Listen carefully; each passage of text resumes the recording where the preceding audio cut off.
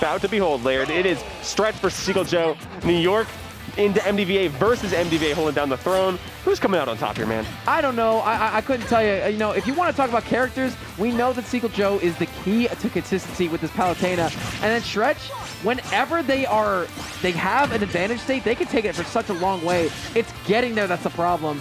And I feel like a Stretch can give themselves a lot of situations where they have tech chases going in their favor, they have tippers hitting, they're going to be in a prime position to come out on top. But I feel like if Seagull Joe could just keep their methodical pace alive, we could be seeing a Seagull Joe ZD Grand.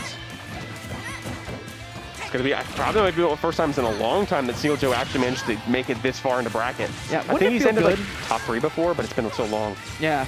Wouldn't it feel good, like, you know, coming off of your hiatus and being like, I'll get second place and be in contention for first place, you know? All right, how are you countering this? Run off Nair, not doing it, actually. I like that spot dodge, though. Yeah, me too. I like how often Stretch goes for Dolphin Slash, but whenever they do it on stage, they are very susceptible to those punishes, and I feel like Seagull Joe can pick up on a lot of those, especially with those, like, strong backers that they are so good at reading where their opponent's going to be and landing. All right, what are we going to get off of this? Just a simple forward air, set you back off stage. The ability to actually shield that up tilt, but not being able to survive that dash attack. Yeah. Seagull Joe's barely, oh, okay, I was about to say, like, wait, is this his first stock? No, my man's died. Now, Stretches, they were really good at just, you know, keeping on the grind in those last situations at the end of their stock. Anytime Seagull Joe tried to get a hit on them, they were able to punish in a big way. Yeah, okay, giving him the space. Giving him the space he has kind of fought for himself. Oh, going for the hoo-ha. Not quite. The Thunder Catch. Oh! If only. Yes, I used to love that show, by the way. Big Thundercats fan. Nice. Yeah, my dad did too. Oh, and I love brutal. The perfect catch on where the teleport was going to be. Stretch fan over here. Yes, sir. Both hits of the Nair. That's right, baby. You're. Oh, okay. Spot dodge in turn, actually, now. Stretch has such a, is dancing around Seagull Joe now.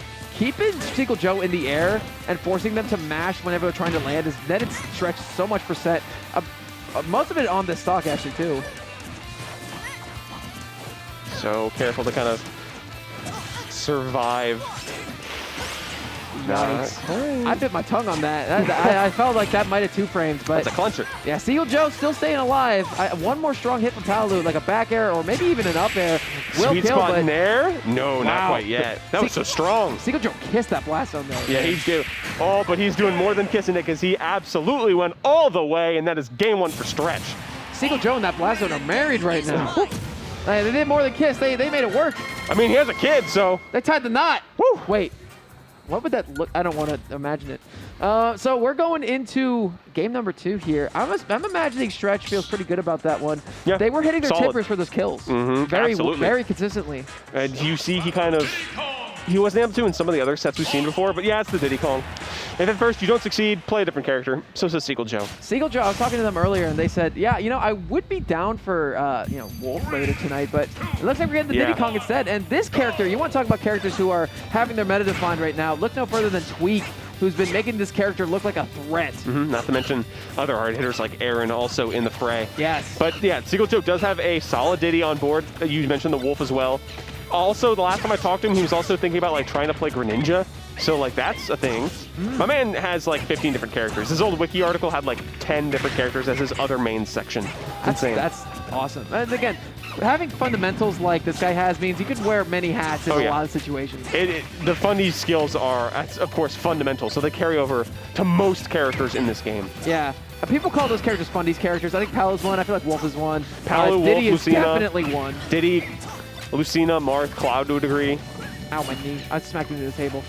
A little bit of percentage on Laird here, but that is okay. He's doing well for himself. Speaking of doing well for himself, the Diddy is actually doing a lot better than the Palu was. Yeah, I feel like having a smaller hitbox is making it a lot harder for Stretch to get the specific sweet spots that they want to. And on top of everything, the extra mobility never hurts. Indeed. Ooh, catching the banana back. The little bananas arms race here of just like who can really control it. Oh, how did he get that? Dude, that's what I'm saying. These middle platforms coming in together cause them to connect at the perfect time for that up smash. And Diddy Kong reaches really high for that up smash. He does. Deceptively. Oh, little paws go high. Like you guys trying to ban Steve. That's a reach. Diddy Kong is in that fan club, bro. Oh, the barrels explosion. I like that. It's so good in the percentage-wise. Right, it kills too at those higher percentages as well. I like what he went for with the banana. Probably could have just went F smash immediate follow-up, but hey, man, the pressure's still insane. Oh, nice my goodness.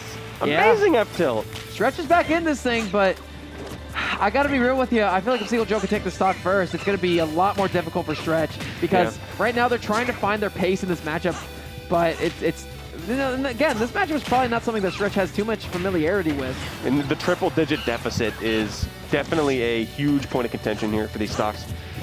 Seagull Joe, oh my goodness, the call out on the grab as well, and that is the stock. As you said, this is looking dire for Stretch. Right, but again, if anyone can do it, it is Stretch. If he can get Seagull Joe off stage and clip him with a side B as the barrels are coming out, anything can happen. And again, they are at 71% on town and city against Marth. And if you hit a tipper from center, you could be dead. Indeed. Especially in the corner, too. The hardest part is finding that miracle tipper, though. And Seagull Joe is so slimy. He is so hard to actually pin down and get your grubby paws on him, let me tell you. So he's going to monkey flip and use that extra momentum to throw out a banana as well, but you gave it to Stretch. And they're killing from center stage. And Stretch still has banana on deck, so right now, and throw it off stage up high so that it doesn't come out for a second. I like that. Good knowledge of the matchup there from Stretch, and he's going to get a trip down throw into the couple up airs forward air. Not going to hit that last one, though, and man, that forward air coming out from Seagull Joe, so brazen, but it stops the combo from going any further. All right, banana in possession of Stretch right now. An item that really does define the match between these two. Yep. I mean, it defines Diddy as a character, I think, as well. Yeah. I like that Seagull Joe was trying to read the out of shield option from Stretch, but Stretch's disjoints were a little bit too far.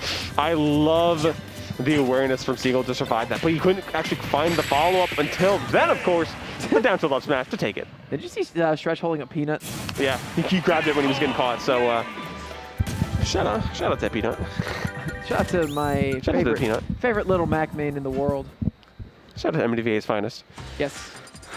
It's so crazy that you can grab the peanut and you can toss it as a projectile. Of course, it doesn't really do anything. It's barely any knockback. It's just like baby percentage, but it's so funny. Yeah. It's so funny, man. It's just one of those little things like, in Brawl, actually, you used to be able to shoot the peanut into a fire move, and you could have like little peanuts, like individual roasted ones. Peanut? Yeah, roasted peanuts on the ground and eat those. It was so cool. I used to do that during my my playthrough of Subspace. I was like, this is broken. Nobody thought of this. The secret hidden in Brawl. Yeah, we have a few Brawl events here tonight. Seagull Joe, of course, being one of them. Yes. I said this to you earlier that Seagull Joe started on the PR in like 2012 in Brawl. So he is absolutely a veteran. He's seen many things. He survived all of Brawl and the Smash 4 era and is still here to tell the tale. Right. And well, maybe not if Stretch has anything to say with it. Maybe he might be getting sent to an early grave tonight.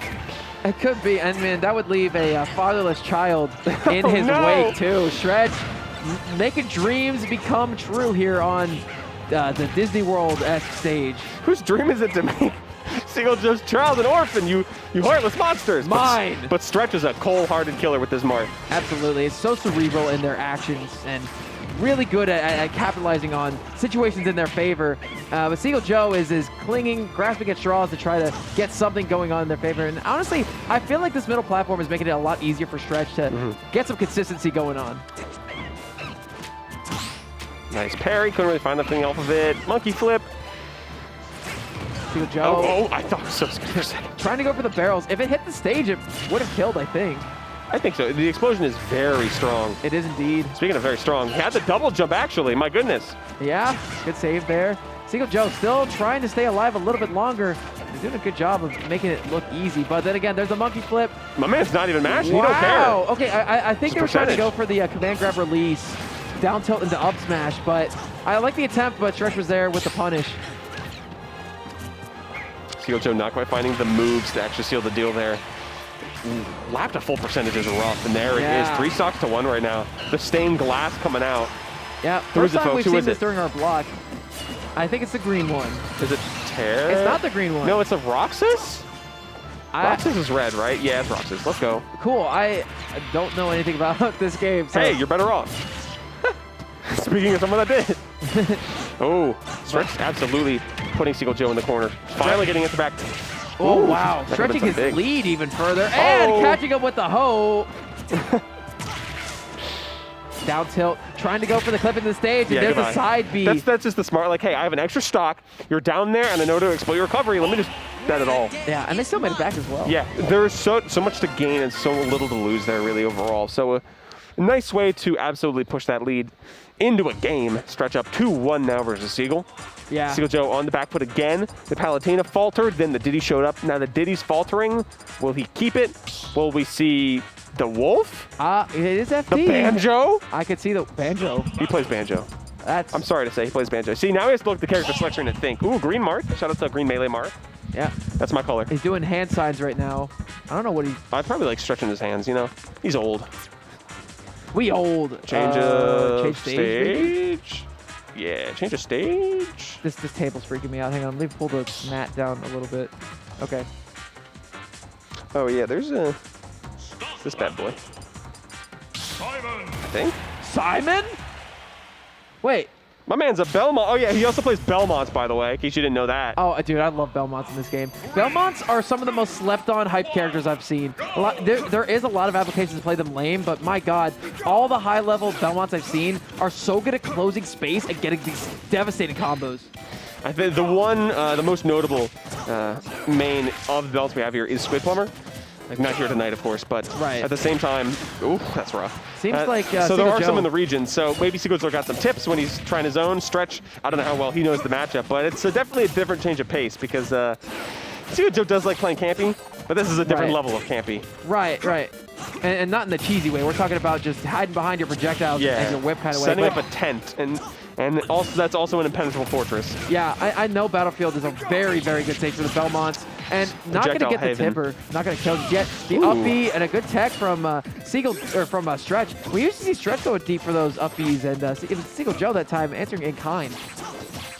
Just so many slaps of the whip. The Belmont, the Belmont man himself in trouble. Absolutely getting carouseled into the blast zone there. That is rough for Seagull Joe. Well, look, Belmonts are very heavy characters, but having tippers kind of negates that factor in this matchup, especially when you have Rage on deck too. If Stretch could stay alive enough to get Seagull Joe to those kill percents, that might be coming into a big factor here. Oh! Panicking with the up B, that's not the look. It's just bouncing off the counter. Now Stretch is making Seagull Joe panic with those up Bs. Definitely a little bit of a panicky situation here. I'm so surprised that Seagull actually opted to go with this character. Yeah, you're dead at that so point. Deep. Stretch is on the victory lap right now. Unless Seagull Joe can make something happen right this instant. About to three stock, rather. Seagull Joe's Belmont. Never mind. Commentator's blessing for MDVA, but for how long, man? How long? It's only a matter of time before Stretch has the ability to kind of tap this one in, but Seagull Joe, not one to sleep, even when he's down and out in the darkest corner, in the darkest deficit. Well, look, just a second ago, I saw Seagull Joe with a down tilt 1 into a perfect read, but Stretch was just mashing a little bit too hard for a punish to come out. So if Seagull Joe can get back on stage, they have the reads on deck, but then again, sweet spot. Noah fail, baby, and it is Stretch with a 3-1 victory, punching their ticket into Grands, where they will be getting the run back versus ZD. It's going to be the test of time to see whether he gets 3-1 in turn to just like winners finals. But of course, new set, new skills, a new mindset, anything can happen, especially with that reset, you know? Yeah. Up to 10 possible games between those two. It's going to be definitely fun to see. It was a 3-0 in winner's side, I think, right? Really? I thought it was 3-1, 3-0? It was either 3-0 or 3-1. Oh, no. See, they got the 3 wins he needed. Wasn't a game 5.